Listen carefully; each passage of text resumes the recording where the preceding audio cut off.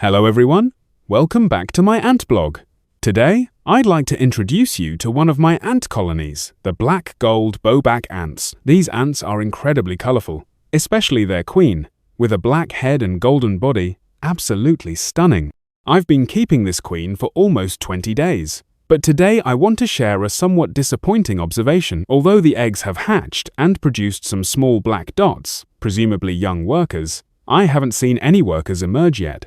This result has been quite discouraging. At first, the black gold bowback ants did produce some young workers, but during the acclimation period, almost all of them died, leaving only the queen. Therefore, I decided to use in vitro culturing, as this method offers a higher survival rate for the ants and maintains their reproductive potential. This is a breeding technique I learned from other ant bloggers. The black gold bowback ant, Formica fusca, is a species of ant in the genus Formica, belonging to the family Formicidae.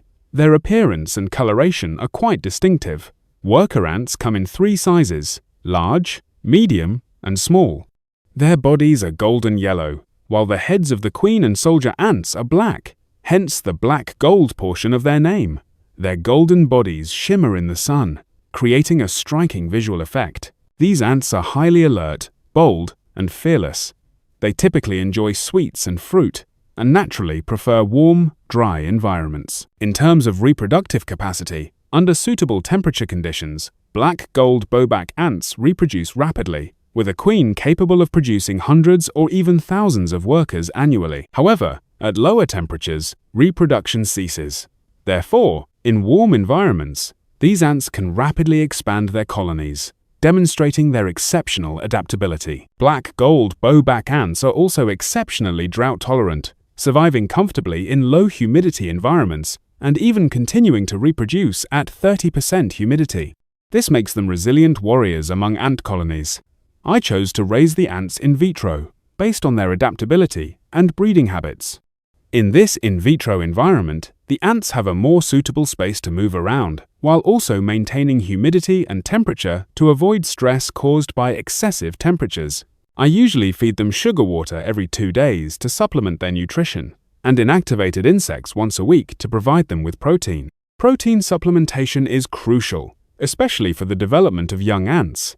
To better maintain the ants' health, I keep their environment quiet and try not to disturb them. Once the ants have grown to about a dozen workers, I plan to expand their home area to a larger space, giving them more space to forage for food and care for the queen and her brood. This environment is conducive to their social behavior and allows the ants to gradually establish their own routine. So far, I haven't seen any worker ants born, which makes me a little anxious. This is actually not uncommon. Although there are some small black spots inside the eggs, they are likely the initial development of young workers, but they have not yet fully hatched.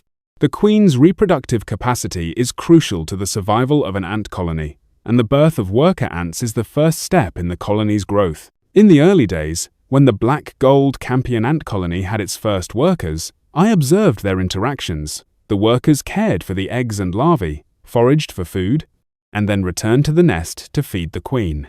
Due to environmental adaptation issues, most of the original workers did not survive, leaving the queen alone to protect the colony. However, the good news is that I have observed some small black dots in the eggs, which are likely the beginnings of a new batch of workers. This sign gives me confidence in the queen's future reproductive potential. I believe that given enough time, they will recover and continue to expand the colony. During this period, I learned an important lesson. The choice of living environment for ants is crucial.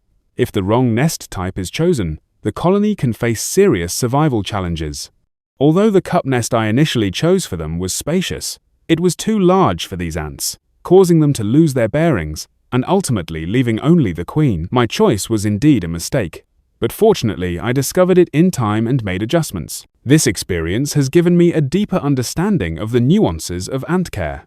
A reasonable nest size, appropriate humidity, timely protein supplementation, and minimal disturbance are all crucial to ensuring the healthy development of an ant colony. My goal is to help these ants grow from a single queen to a large colony of hundreds of workers within a year.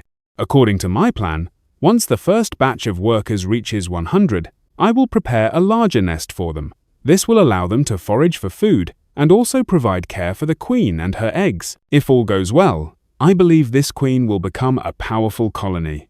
However, whether this will be successful remains to be seen. I will continue to document their growth day by day, and we look forward to each milestone. That's all for today's post on the black gold camptostomized ant colony.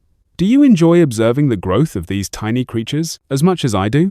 In the process of raising ants, I've learned many skills and faced many challenges. If you have any questions or similar experiences, please share them in the comments. Remember to like, subscribe, and turn on the notification bell to follow the ants' growth journey. See you in the next video.